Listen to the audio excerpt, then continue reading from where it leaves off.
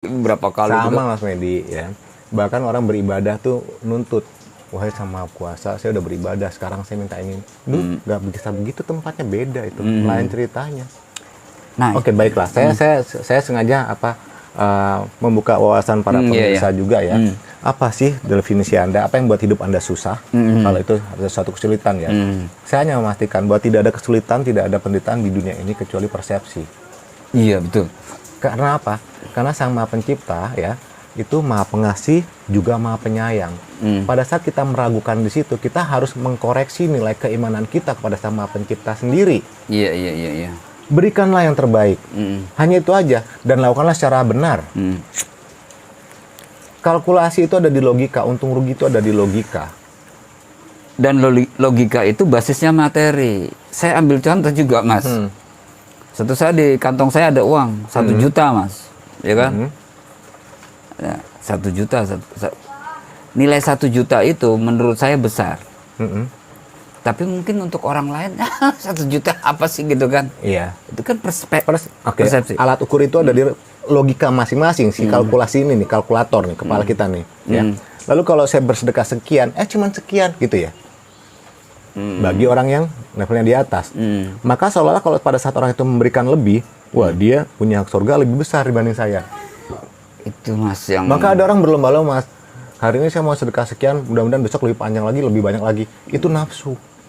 Dalam kebaikan pun nafsu tetap ada kesempatan berpeluang. dan patokannya kadang suka bukan hanya masalah berlipat ganji. Nih motornya ini ya. Lo kalau sedekahin motor lo ntar lo jadi mobil gitu kan. Itu mah ngomongin si Ustadz yang kemarin. Aduh, pas juga nih kan cuma Jadi ini menurut dia akhirnya ada dagang sama pencipta. Kalau mau bebas dari masalah, yang tadi saya bilang sedekah. Oke, baiklah Mas. Jadi terlalu banyak yang kita lihat. Enggak yang mau saya tangkap dari Mas Bayu ini kan dalam arti kita diskusi ini ada satu nilai-nilai yang bicara keikhlasan. Mas Bayu udah ngulangin berapa kali, tapi kesimpulannya gimana? Gini deh, kesimpulannya deh. Ini saya bawa kertas nih, baru-baruan saya bawa kertas ya. Gitu. Ini Dari sana kelihatan nggak? Mudah-mudahan kelihatan ya. Ini kita tarik garis begini nih. gimana? Gitu ya. Ini adalah antara manusia dengan manusia. Gambarnya kelihatan ya. Antara manusia dengan manusia. Iya, anggaplah ini orang sama orang ya. Oke. Laki perempuan? Apapun juga pada alam ya. Oke. Kita ke sini, ke masing-masing di sini, ya. Berbuat baiklah kepada orang lain. Positif create positif, negatif create negatif. Ya. Cuman kan kita nggak tahu positif itu seperti apa, negatif seperti apa. Ya. Sekarang kita ambil titik tengahnya di sini. Di sini ya. Ya. Di sini ya. Kita bilang nih titik 0. Oke. Ya. Ada yang bilang gini, positif di sini, negatif di sini, gitu ya. Positif di sini, negatif di sini. Iya. Gitu ya. Mau saya tanya sama Mas Medi ya. Mas Medi, orang ketipu tuh karena apa? Banyak dimensi. Yang pertama mungkin Ini beneran loh. iya, Orang banyak ketipu karena apa? mungkin karena kita kurang hati-hati. Akhirnya begitu. Kenapa kurang hati-hati? Karena terlalu percaya. Trustnya, oke. Trustnya terlalu tinggi. Ya. Jadi nggak ada sikap untuk waspadanya, nggak ada, hilang kewaspadaannya. Cek aja orang terhipnotis karena harapannya ditinggikan. Oh iya. Oke. Dan ada ketamakan di situ juga ya. Orang ketipu ini karena terlalu percaya. Lalu di mana fungsi waspadanya? Ya, itu kalau di sisi positif. Maka di sisi positif ini, zaman dulu pada saat saya jadi motivator, guys, bro, be positif. Menurut lu nggak tahu ya, kalau yang namanya terlalu positif, itu orang jadi sombong, jadi takabur. Berarti ada dimensi negatifnya yang harus ada. Selalu ada dua sisi yang kita harus kita pertimbangkan ya. Karena titik sentralnya di diri sendiri. Maka ilmu saya adalah balanceship. Ada leadership, ada relationship. Saya mengembangkan balanceship. Balanceship adalah attitude adjustment, sikap kita terhadap suatu keadaan ya. Oke. Jadi kalau udah begini, harusnya gimana? Oke, nanti kita lihat ya. Tapi di sisi ini ada orang negatif nih. Dan ini dari orang ke orang ya. Pernah nggak Mas Medi ya punya sahabat justru dari musuh? Pernah ya? Pernah. Berarti kita nggak dalam posisi untuk melabeli orang itu jahat segala macam. Tidak. Satu contoh, kalau mau jadi orang paling baik, datanglah ke orang yang paling memusuhi, paling nggak suka. Ya. Maka kita dengarkanlah koreksinya.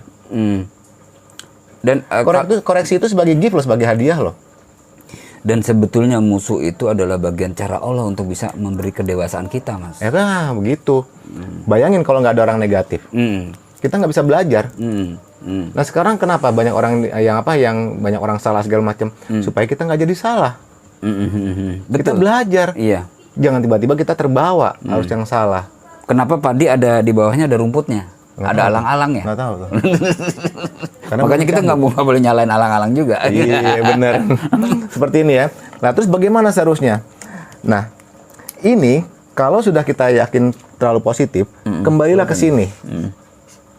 Ini titik eling, titik sadar, waspada, awareness di sini. Kembali ke titik sentral sini, 0. Iya. Ya. Kenapa? Suatu saat kita pernah dalam kondisi menderita, ya, tiba-tiba berubah menjadi bagus. Kadang-kadang orang yang kita lihat orang ini susah biasa-biasa aja, kita kadang-kadang underestimate, tiba-tiba dia berubah. Jadi titik sentralnya itu kita berusaha untuk bisa di titik balancing. Balancing, karena ilmu saya adalah balance ship, ya, Iya. attitude adjustment, balance ship ya. Nah sekarang kalau terlalu positif, kita mesti punya parameter dulu. Mas Medi sekarang kondisinya gimana nih, positif atau negatif? Dari orang ke orang loh.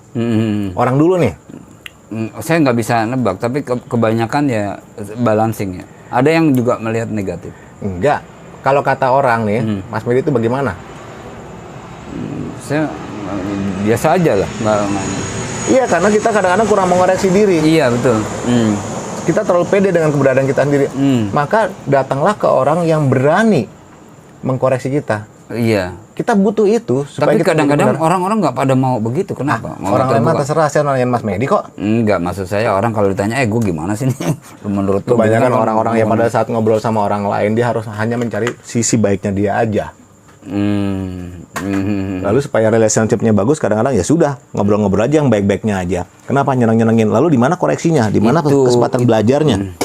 Mas ini jadi ngembang, Mas. Maksudnya Nggak gini, apa-apa. maksudnya ini kan terkait juga dengan banyak dimensi. Ya ini Iya, belum loh, ini baru yang horizontal, vertikalnya belum. Iya. Nah, sekarang kalau dengan suatu keadaan ya, Mas Medi pernah tahu nggak kalau misalkan ternyata ada orang ya yang banyak sih cerita ya, kita justru terhipnotis oleh kegiatan yang diadakan oleh Hollywood. Nah, itu kan kesadaran kita memang sudah ditarik ke sana. Mau lagi, salahnya sendiri nggak mau belajar. Enggak, memang gini. Menurut saya ada apa ya, semacam pengkondisian, Mas.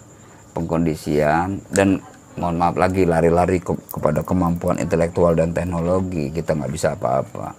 Ya, saya pernah cerita juga kenapa anak-anak kita lebih cenderung melihat Superman dibanding Gatot Kaca, misalnya Seperti gitu itu. kan. Saya kasih lihat lagi sebagai contohnya. Bagi wanita-wanita sekarang, saya bilangnya malah udah kena penyakit ya, Cinderella syndrome.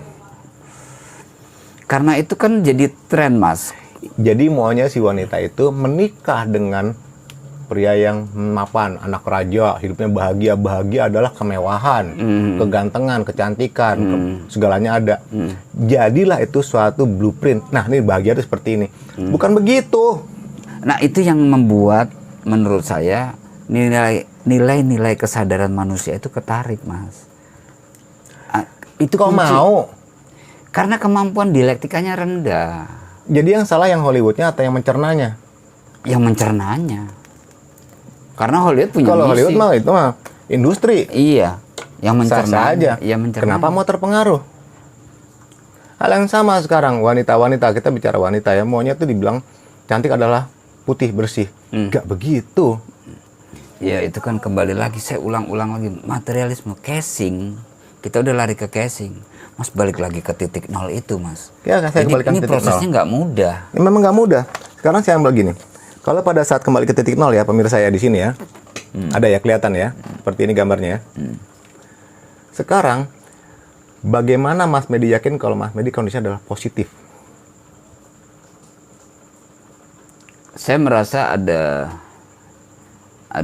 apa ya, kebahagiaan, walaupun sangat subjektif dan relatif gitu. Bahagia itu sangat subjektif memang. Iya, maksudnya Sangat relatif. saya bisa ngerokok pas sama ini udah bahagia nih. Udah bahagia.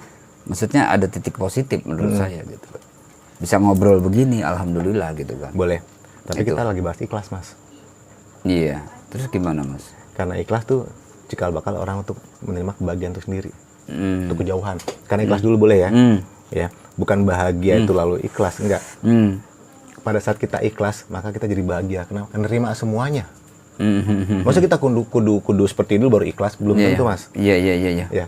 Kesiapan kita menerima ikhlas, yaitu membuka gerbang bahagia. Menerima ikhlas. Iya, menerima ikhlas. Kadang-kadang nggak nerima kita sendiri. Menerima ikhlas, kadang-kadang nggak nerima kita sendiri. Iya. Nah, sekarang kalau saya balikin lagi, apapun yang Mas Medi lakukan saat ini, ya, itu terserah Mas Medi. Mas Medi mau lakukan sendiri atau memang sama pencipta yang minta Anda melakukan itu. Beda loh. Sehingga ujung-ujungnya adalah yang terbaik saat ini adalah saat ini itu sendiri. Hari ini sendiri. Menurut sama pencipta. Iya, kita nggak Kondisi tahu begini detik. nih, kondisi begini nih bisa kita duduk segala macam, ada kamera di sini bisa berbagi. Itu adalah yang terbaik menurut sama pencipta. Iya. Kita kan nggak harus nunggu sampai punya studio bagus dulu, mewah segala macam. Iya. Berikan aja. Oh iya betul, Mas. Berikan aja, kenapa nunda? Perkara nanti yang lihat ini sedikit ya, yang subscribe dikit nggak masalah. Siapa tahu ilmu ini bisa dimanfaatkan. Setidaknya menular ke beberapa orang. Sudah cukup. Iya. Nggak usah ngejar-ngejar subscriber lagi. Saya Biasa memang aja. saya bicaranya masalah kapasitas. Artinya gini kan, kalau udah lari macam-macam itu. Terus masalah apa sih? Kapasitas, kapabilitas gitu kan. Kita nih apa gitu. Tapi kan kita punya nawa itu gitu kan. Ya mudah-mudahan apa yang kita lakukan dengan dasar-dasar keikhlasan. Hal yang sama. Mudah-mudahan apa yang saya lakukan ini baik dan benar di persepsinya sama pencipta. Bukan di persepsi orang lain loh. Di persepsi sama pencipta. Bentar deh. Oke. Gue kalau lagi ini kok kayaknya mentok banget ya. Ini gue kurang ikhlas nih, apa perlu dimundurin kameranya? Enggak juga sih. Gimana? Apa kita yang mundur? Oh iya, kemajuan. Terus ini Mas, kembali ke sini Mas. Ini kelihatan kan pemirsa? Oke, kembali ke titik nol dari ini ada positif, ada negatif. Kita harus balancing di tengah. Ya. Sampai sini dulu udah bisa nerima belum? Sampai sini dulu loh. Kemampuan untuk bisa masuk ke balancing itu setiap personal juga akan beda. Memang iya. Berat, Mas. Memang iya. Berat. Jadi ada satu cerita bahwa ikhlas adalah ilmu yang sulit. Wah, Mas, saya tuh kalau udah bicara ini tau nggak yang ada dalam pikiran saya? Ngeluh ya? Bukan ngeluh lagi, Mas.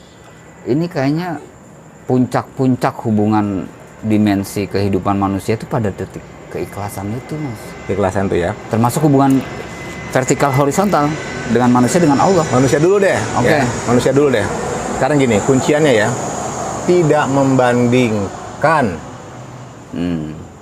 Tidak membandingkan.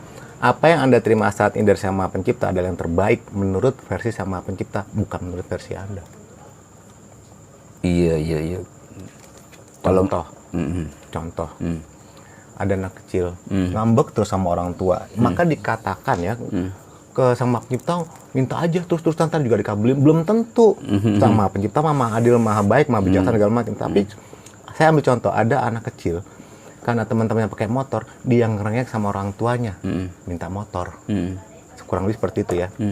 Hubungan dengan Maha Pencipta. Ngerengek terus, minta terus.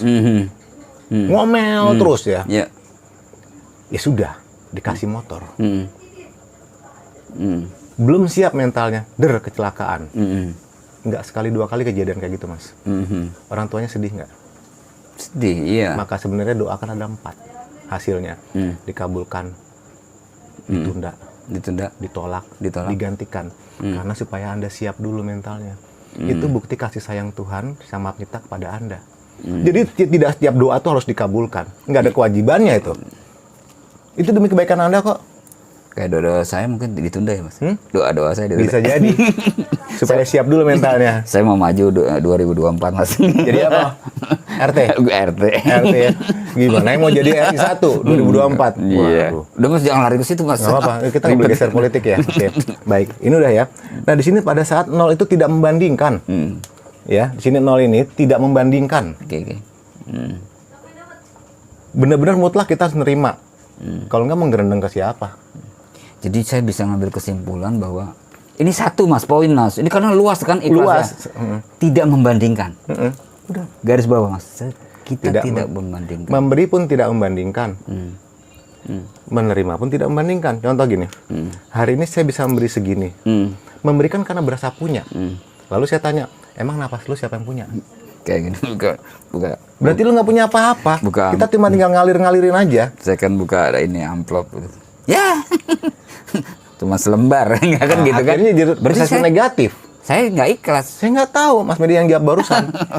Padahal terima ya. Iya. Karena Sang Maha Pencipta akan menggerakkan orang di sekitar kita. Karena kejadian yang saya terima itu adalah titik apa ya? Maksudnya Allah berikan itu. Iya memang. Itu yang menjadi Lalu membandingkan. Coba kalau sekian.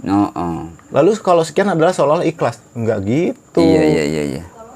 Atau mungkin gini Mas, ini kan panjang nih nanti Enggak, kita buat singkat. Singkatnya Jadi, gimana? Kadang-kadang gini. Maka berikanlah. Walaupun tidak berupa materi.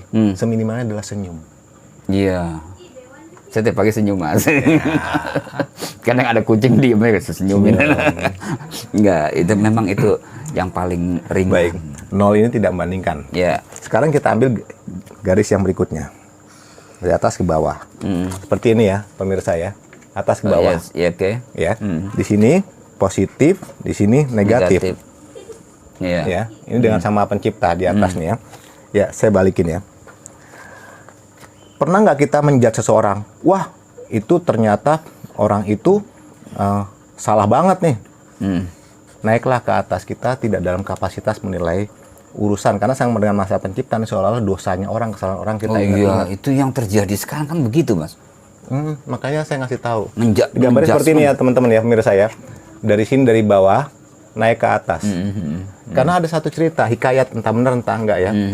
Seorang yang katanya dia katakanlah seolah pelacur ya. Di gurun. Masuk ke dalam sumur. Ya, dia minum. Pada saat dia naik, di kesian ada lihat di bibir sumur itu anjing sedang menjulurkan lidahnya karena kepanasan nih gurun pasir. Turun lagi. Terompa jam dulu kan pakai kayu. Dikasih. Susah payah naik itu bawa air sini. Dituangin ke lidah anjing, anjingnya jilat-jilat. Lalu sehat lagi, jalan anjingnya. Maka dikisahkan si wanita itu mendapat hak tempat yang terbaik setelah dia meninggal. Iya. Kenapa? Dia nggak ngitung-ngitung lagi. Kita juga nggak tahu ibadahnya seperti apa. Itu adalah bagian gambaran kemampuan kita untuk berdialektika. Itu sebabnya kita tidak boleh menjudge seseorang. Iya. Apalagi terkait dengan dosa orang lain. Iya. Kalau Mas Medi di bidang kepolisian, di bidang hukum segala macam, carilah dosanya, salahnya orang karena pelanggaran hukum. Tapi kalau terkait dengan ibadah seseorang, terkait dengan hubungan dia dengan Sang Maha Pencipta, izinkan itu jadi urusan dia dengan Sang Maha Pencipta. Karena Sang Maha Pencipta juga punya instrumen alam untuk menghukum dia. Karena realitas yang ada itu kan mengadjustment orang itu dengan apa yang Kita dilihat. enak loh ngeliat orang itu begini, gini. Kita nggak tahu bahwa kita pada saat kita begitu pun kita jadi orang yang begitu juga Mas nantinya. Nah sekarang kalau udah dalam posisi seperti ini, ya kita coba ngukur-ngukur ninjau dosanya orang. Kita punya kapasitas apa? Kembali ke job desk-nya. Kita bukan malaikat loh ngorek-ngorek dosanya orang. Iya. Saya ulang, kalau Anda di bidang hukum segala macam, kalau melanggar hukum sah, kepolisian segala macam. Kalau nggak ngapain? Ini sebentar lagi politik ini Mas, 2024. Jeleknya orang dibuka-buka, aibnya orang dibuka-buka. Jangan 2024 lagi Mas, pusing saya. Buat nyudut-nyudutin, black campaign segala macam. Itu kan ya itu lagi kembali lagi ya Mas ya. Orang itu lebih melihat pada tataran permukaan. Kita ditarik itu di lapisan menilai itu dari lapisan kemasan kalau saya bilang. Kemasan tadi ya. Isinya kita ada kemasan Mas. Kemasan ceritanya begini. Pernah nggak dengar ada penceramah, pengkhotbah, atau pengabar, atau penyiar ya, yang justru awalnya dari orang yang paling negatif? Banyak kejadian. Saya kasih contoh. Pernah nggak dengar begal? Iya. Yang jadi wali. Nah, iya. Ada seperti itu kan?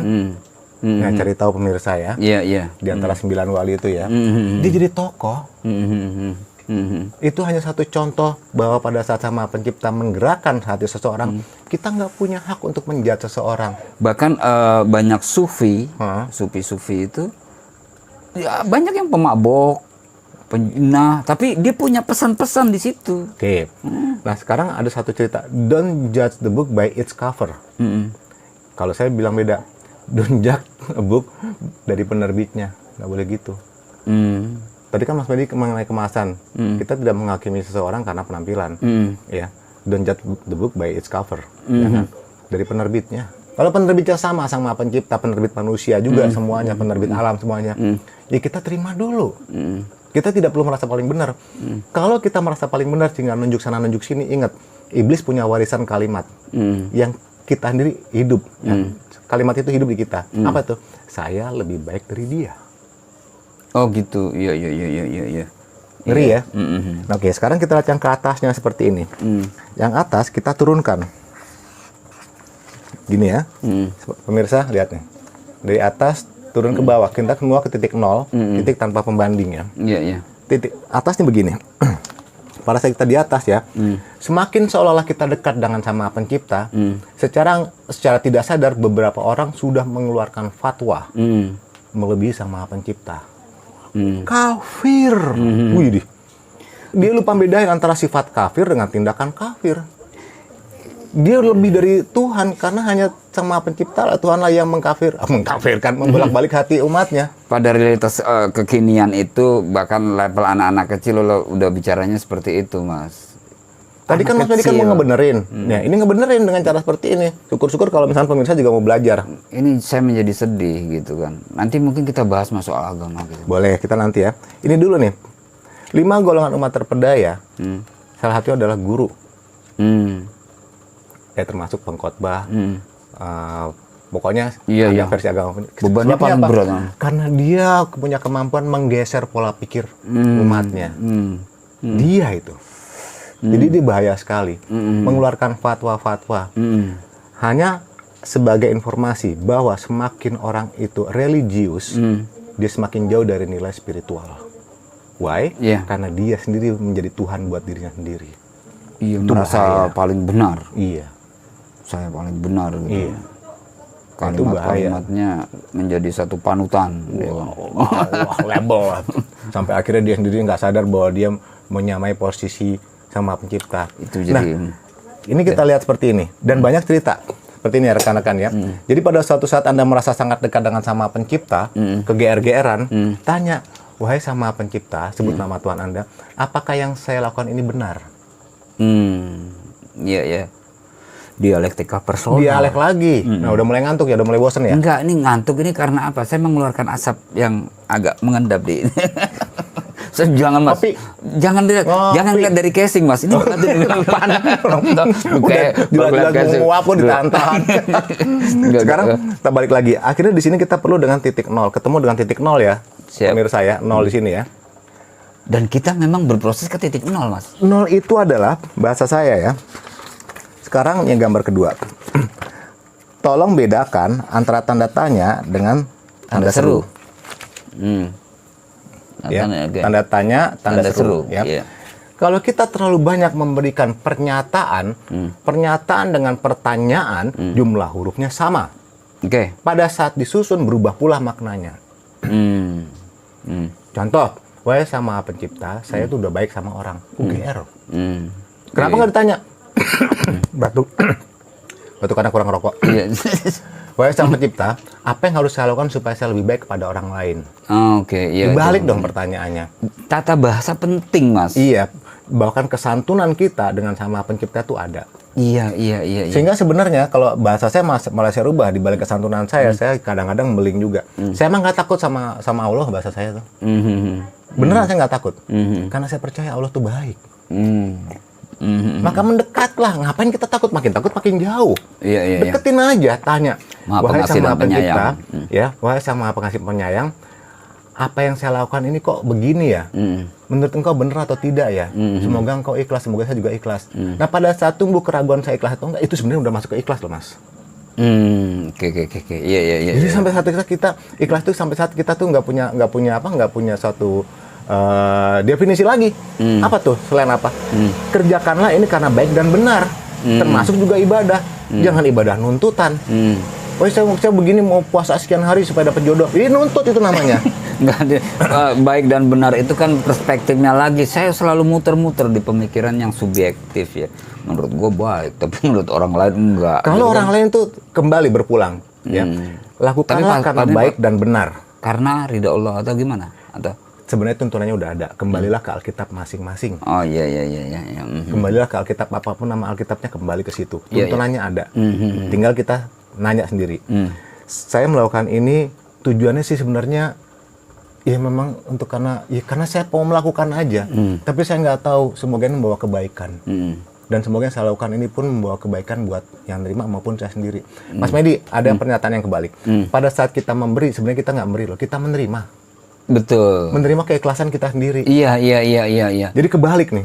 Dengan tanpa ukuran. Jadi siapapun yang datang, kasih aja. Kenapa? Saya sedang menerima keikhlasan saya sendiri. Kita memberikan nih pada sebenarnya, saya sedang menerima keikhlasan saya sendiri. Ikhlas nggak baik? Saya nggak tahu. Saya berikan aja. Nah itulah udah mulai. Artinya yang tadi saya bilang tanpa ukuran itu kan kita selalu ditarik-tarik ukuran materi. Iya. Kita mencari keridhaan Allah sebetulnya di situ. Ada materi nggak dalam? Nggak ada kalau kayak gitu ya kan. Karena kita nggak bicara mengenai materi. Iya. Kasih sayang tidak dalam bentuk materi. Iya betul. Beberapa orang menerjemahkannya itu, Hollywood menerjemahkan itu silakan. Anda harus punya kontrol sendiri. Nah sekarang bisa nggak Anda membedakan antara pernyataan dan pertanyaan? Nanya aja. Wahai Sang Maha Pencipta, apakah saya melukai hatinya dia? Padahal maksud saya baik dan benar. Maka jawaban saya apa? Izinkan alam akan ngatur dia. Semoga dia juga nerima. Kalau dia nggak nerima, dia dibandingkan itu urusan dia sama alam, sama Sang Maha Pencipta. Iya. Tugas kita lakukanlah karena baik dan benar. Di mana tuntunannya? Di Alkitab. Oke. Seperti itu. Nah, inilah konsepsi ikhlas menurut saya. Kalau kita harus balik ke sini, ya. Pertanyaan dan pernyataan beda, Mas. Bertanyalah selalu, karena titik nol ini adalah titik bertanya. Bertanyalah sebelum kita melakukan tindakan. Selalu muncul pertanyaan-pertanyaan tentang keikhlasan kita. Tanya dulu. Kehidupan, tanya. Tanya dulu. Contoh, saya ambil contoh ya, ini untuk mengarah ke konklusi ya.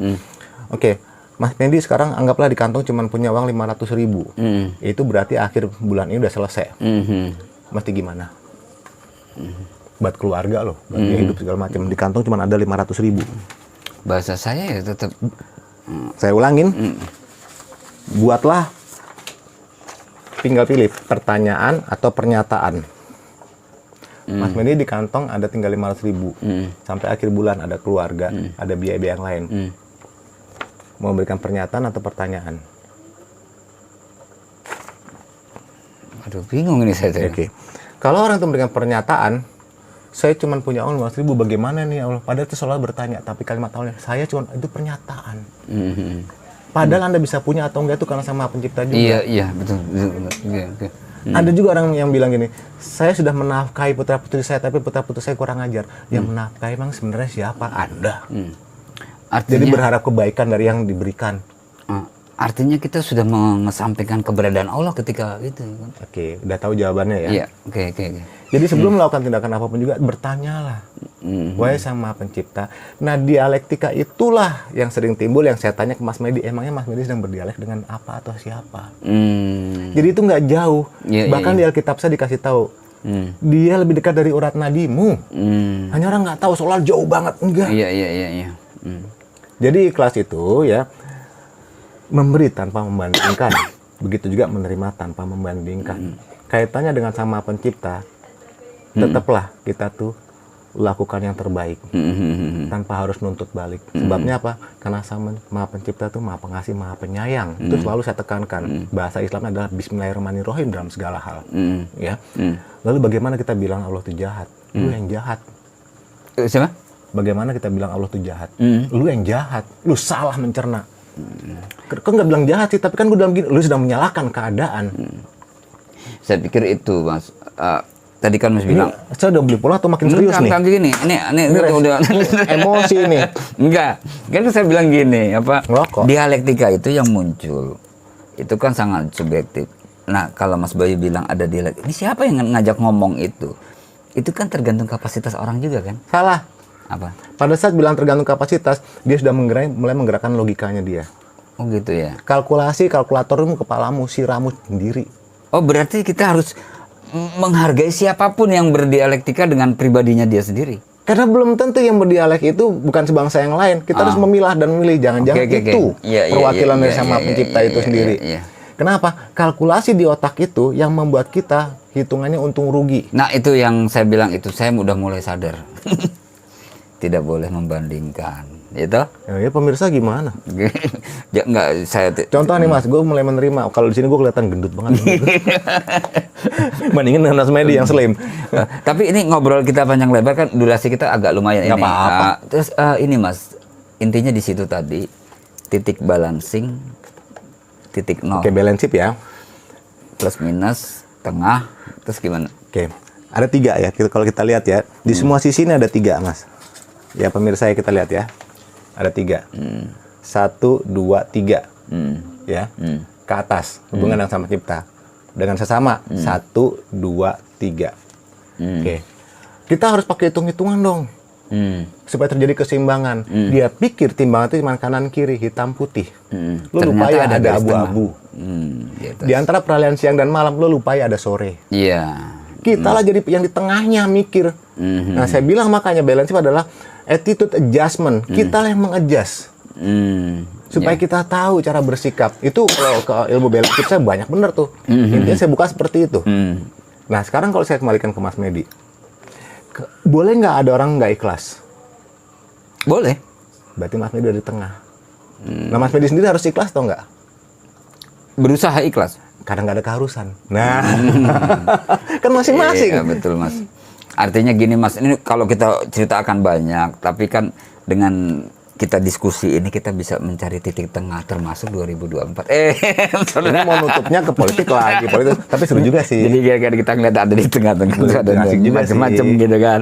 Nah, saya tidak mau tertarik pada sisi emosional yang akan muncul nantinya. Artinya kita mencoba gini. Saya selalu ngomong sama teman-teman. Ini semua kejadian dunia ini kan cara Allah untuk kita bisa lebih mengerti diri kita. Betul. Gitu kan. Tidaklah semua penderitaan kecuali pendewasaan. Iya, betul. Untuk lebih memahami kehidupan. kebesaran Sang Maha Pencipta itu sendiri, bukan sekedar kehidupan. Sang Maha Pencipta pada saat kita udah mulai mengenal, maka di bahasa lain carilah kerajaan Allah. Seperti itu ya. Pada saat kita mulai mengenal bentuk kesejahteraan, kedamaian, karena kerajaan Allah itu bentuknya seperti itu, kedamaian yang ada di kita, ketentraman, kita mulai lihat tuh bahagia tuh nggak harus nunggu ikhlas. Lu ikhlas dulu di awalnya, baru akan terima semuanya. Betul. Okay. Jangan dibalik ya. Iya. Saya pastikan ya, sekaligus closing ya, pemirsa sekalian, ya, pahamilah ikhlas sebagai gerbang kebahagiaan. Iya, saya sedang berusaha terus untuk ke arah itu, Mas. Jadi saya udah, Mas Bayu mau nutup boleh? Nah, iya, enggak, saya tadi yang buka, Mas Bayu yang nutup dong. Hah? Gantian. Lah saya kan tamu. Kan balancing. Ya kita ngomong lagi nih. Rekan-rekan saya pamit dulu ya. Mudah-mudahan apa yang dibahas di sini bermakna. Seperti saya bilang Mas, kita selalu bicara tanpa teks loh. Iya. Nggak ada skrip, nggak ada apa-apa pun juga. Jadi tolong diterima, dimaknai tidak hanya sekedar dari logika, tapi keseimbangan dengan sisi batin Anda, spiritual Anda. Yang jelas memang kan masih banyak keterbatasan, apalagi saya. Mudah-mudahan ya, artinya gini ya. Ini sebagai pemantik Mas, untuk kita bisa berpikir lebih jauh lagi tentang keikhlasan. Saya mulai nggak ikhlas Mas, begitu saya lihat rambut Mas Medi lebih tebal. Ini model Anak artis. muda banget. Pemirsa pamit dulu ya. Semoga bermakna. Ya. Kita misah dulu. Selamat malam. Assalamualaikum warahmatullahi wabarakatuh. Sampurasun. Salam sejahtera. Salam damai. Ya, wassalamualaikum warahmatullahi wabarakatuh. Bye. Bye.